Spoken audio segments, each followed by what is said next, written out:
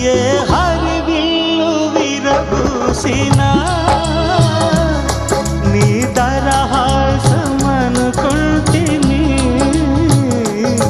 ఏ చిరుగాలి కదలాడినా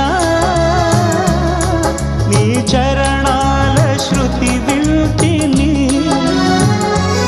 నీ ప్రతి రాకలో ఎన్ని శశిరేఖలో, నీ ప్రతి రాకలో ఎన్ని శశిరేఖలో, నిన్ను చూడకనే ఉండలే.